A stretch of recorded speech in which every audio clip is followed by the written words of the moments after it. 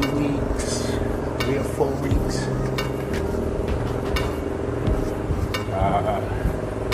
Without alcohol.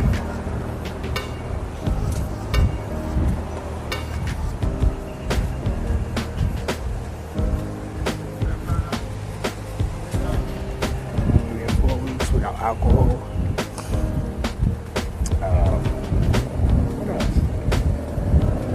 I just stopped doing so much at one time. A lot of people would probably find it hard or difficult to stop so much at one time. And the funny thing is, this weekend, I found myself trying to give myself an excuse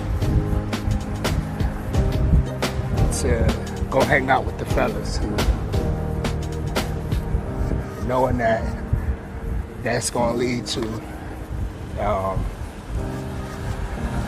probably a drink. Well, definitely a drink. It's going to lead to a drink, which is going to lead to vibing to music, looking at young ladies, then coming home to wifey and ending my streak.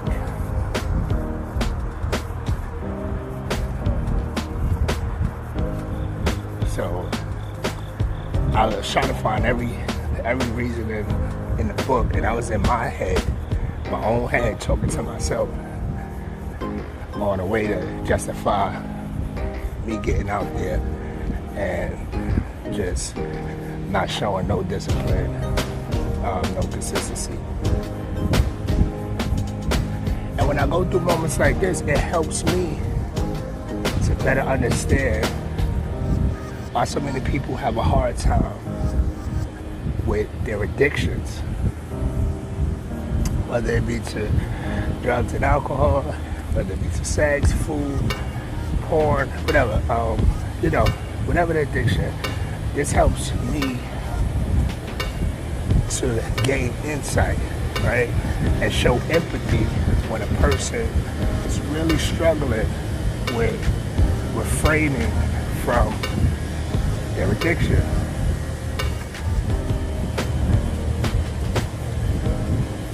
Now, at times I may have more self-control, because what a lot of people don't know is that when you abuse certain drugs,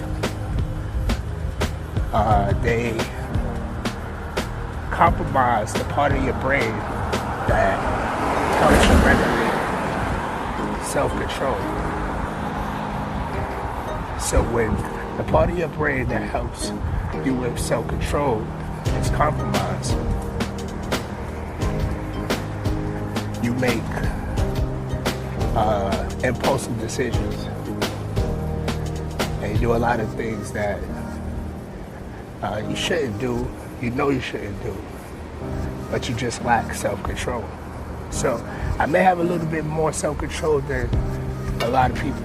At times I don't, and I give myself a reason to do whatever I want to do. So this, when I go through moments like this, it just helps me to understand why people go through stuff like this and how hard it can be to make these little changes. You see what I'm saying? So,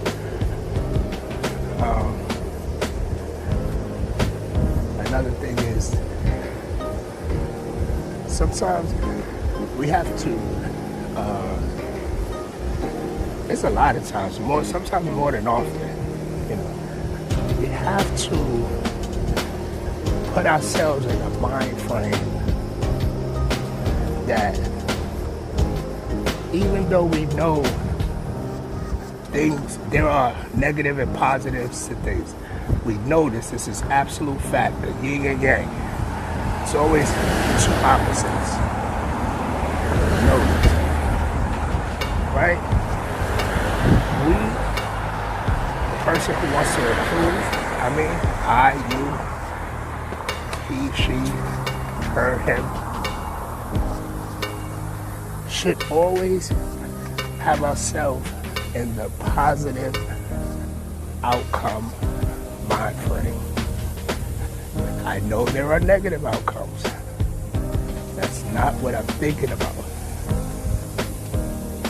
I'm thinking about positive. I'm thinking about best case scenario. Stop thinking about the worst that can happen. This is what's holding you back.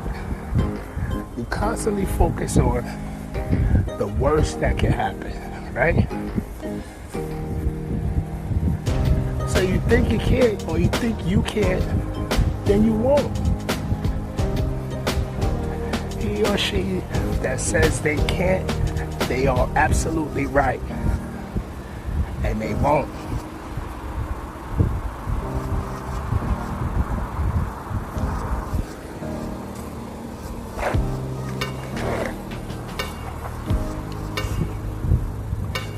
If you say you can't, you won't. That's just how it's gonna go. So now, let's just say the worst case scenario does happen. What about it? What can happen? You learn something? Do you make mistakes? Have you ever failed at something? Because if you haven't, please tell me your secret.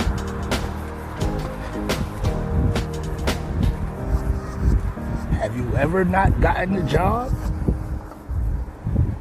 Have you ever not made the winning shot or caught the winning touchdown?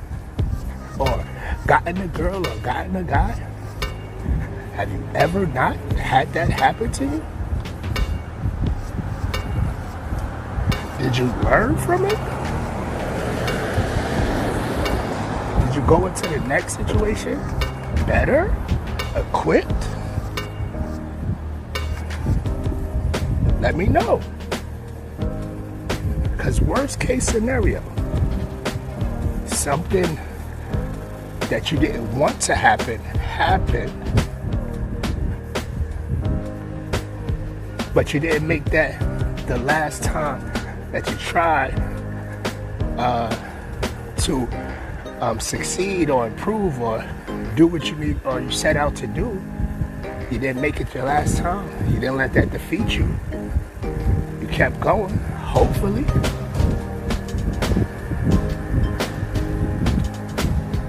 And you made it better. And you became better. Worst case scenario are teachable moments. Failures are teachable moments. There's no such thing as failure. It's only feedback. You learn from the things that you don't succeed at.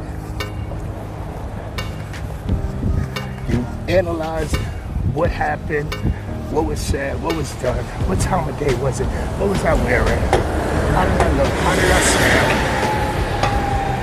You just look at any angle that could give you some data where you could say, okay, this is how I'm going to do it next time.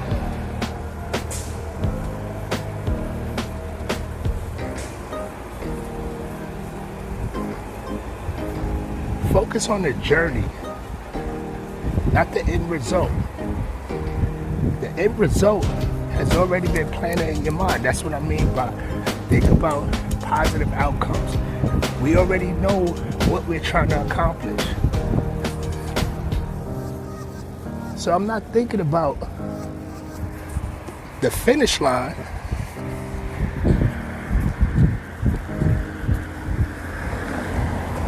I'm not thinking about the finish line.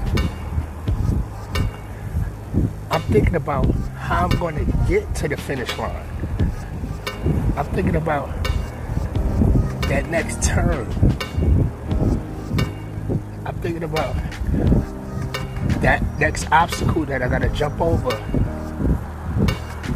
How I'm gonna do that.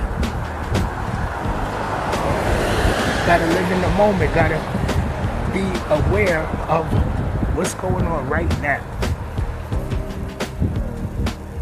What knowledge, information am I getting right now? That's what I'm aware about. You know, that's what I'm worried about. That's what I'm concerned about.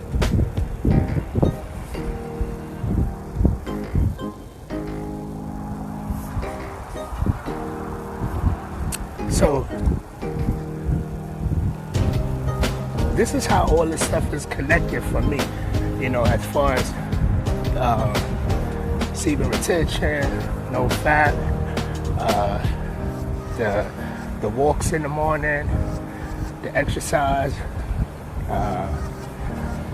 the no coffee, no alcohol. All this stuff is connected for me because it's giving me information. What I'm doing is collecting data, see how I'm feeling over a certain period of time, and some things will stay, some things will be altered, you know, and some things probably will be put back in place. And that's the whole purpose. Like, how am I gonna feel? What did I learn from this? What did I gain from this?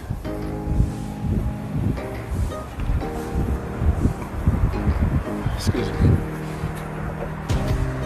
That's how I feel. And I just want to thank everybody for their continued support. Like, subscribe, share. If you like what you heard, leave a comment. Anything, don't cost you anything to say that you found value in this video. And trust and believe, I really do appreciate it from the bottom of my heart. If you enjoyed this content, don't forget to hit the like, subscribe, and notification bell so you can get updated every time I drop a new video. Thank you for your support, and I'll see you guys next time.